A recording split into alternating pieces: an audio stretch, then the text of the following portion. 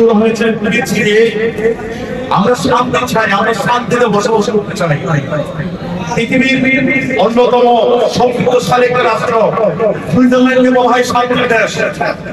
আমরা বলতে চাই শুধু সুইজারল্যান্ডকে শান্তির দেশ বলা হবে এমন একটা হতে পারে না, আগামীতে বাংলাদেশকে বলতে হবে শান্তির দেশ বাংলাদেশ। আমরা সেই স্বপ্ন দেখে এই প্ল্যাটফর্মের নাম দিয়েছি ইন্টারন্যাশনাল হিউম্যান রাইটস। আমরা শান্তিতে বসবাস করতে চাই।